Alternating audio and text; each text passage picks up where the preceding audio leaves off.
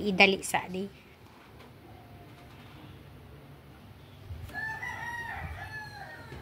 Hello! Tinan niyo ulam ko ngayon mga pagkaing Bicol.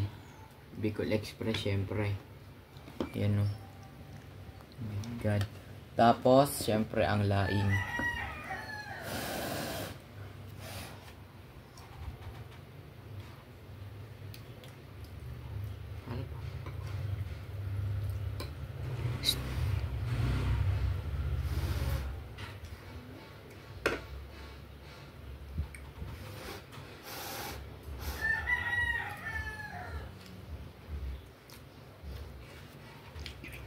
Sarap.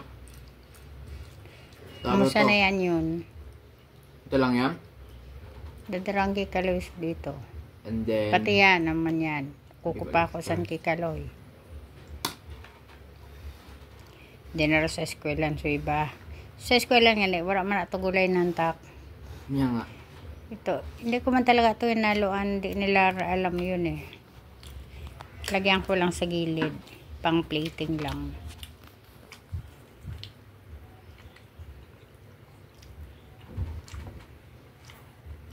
Ba yung sinain? Kala mo linanot.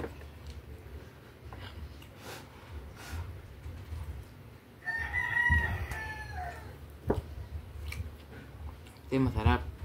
Ito yung masarap. Sarap pagkaluto ko, no? Darang ko saan si kaloy, di pagparapili, ah.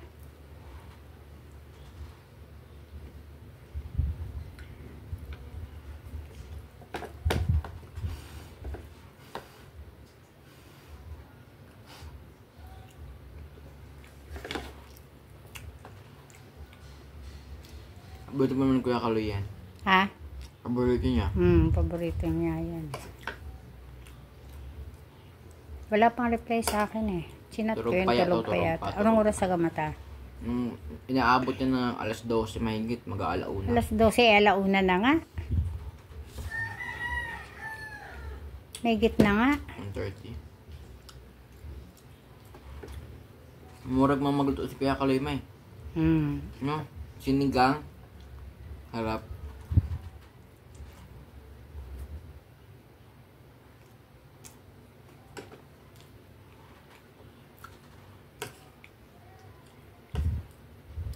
Pag di pa sana tuwa sa maestra eh.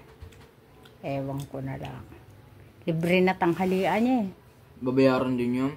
Alin? Ulam. Yung teacher sa eskwelahan. Paano babayaran yun? Oo nga pala. Side ka ba? Baka ang titikman lang, grabe naman sa uulamin. Kakainin nila yun eh.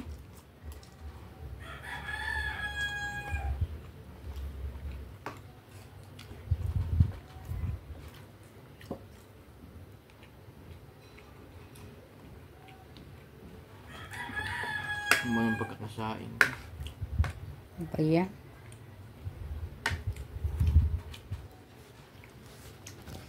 Ano ba yung dahon? Alam. Yun?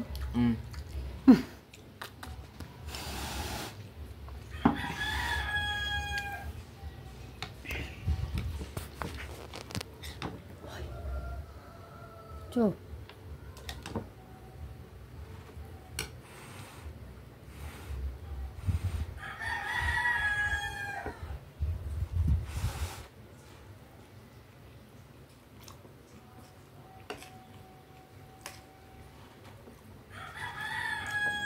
Lamat ng hangin.